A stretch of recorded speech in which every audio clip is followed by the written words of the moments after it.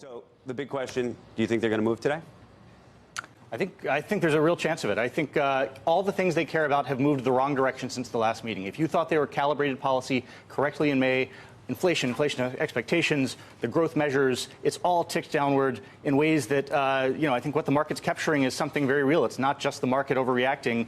Do you think they will move and should move? I think they will either move or give a very strong signal it's imminent, and I think that makes a ton of sense. So you want them to move? Do you want them to move? I'm just the opposite. I think that they won't move, but probably should move. I think they won't move this meeting, perhaps next meeting. I don't know what's worse.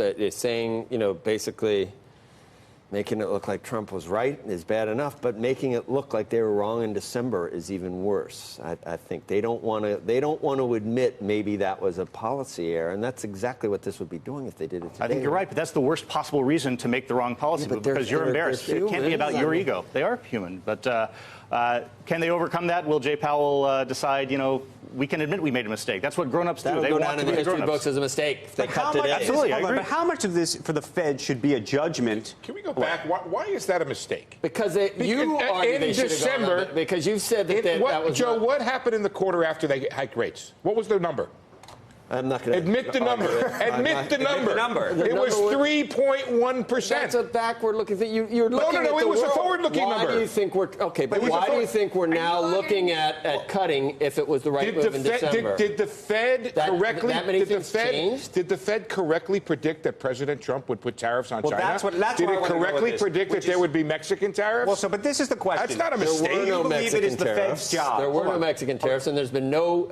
You haven't seen anything in the inflation numbers. All of this. The comments are that all the down. We should. Steve, you've been on the side of that it was not a mistake. A lot of people think it was a mistake. Some people do. Some people don't. Do you believe that it is the Fed's job to be able to predict whether a tariff war or a trade war? That's not what's causing this. Well, but by the way, we can debate that. We can debate that. Do you remember back when you said it was the tariffs and it wasn't the Fed, and then the Fed suddenly paused and the market went from December and went up 20% over the next, and it was not the tariffs. It was the Fed. Let our guest speak. Knowing Jay the way I do, and working with he and the Fed and the folks of the Fed when I was at Treasury, they're not going to want to be seen as, and they should not be seen as bowing to political pressure. And so and tariffs were a part of the economy, but also a part of political pressure, as obviously the president trying to put leverage on some foreign economy. Right.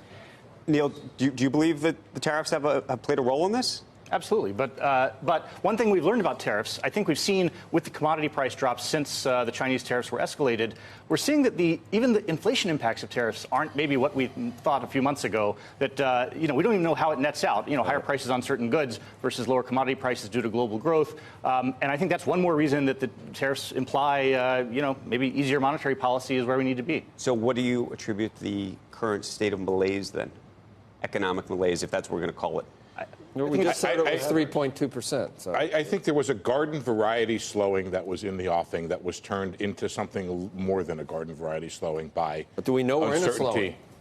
I think, yeah, we do. I think pretty much we've had a pretty good step down in the growth numbers from it went 2.2, 3.2 with final sales being just 1.3, and now we're looking at a 2 right now. 3.2 was going to be down in the low 2s. Look, I've disagreed with Joe on a lot of stuff over the years, but I think on this, the idea that they over-tightened last year, that 4 rate increases was more than this economy could handle, I think that looks good. We got to run. Neil Irwin, the book's called How to Win. We thank you. Stephen, thank you.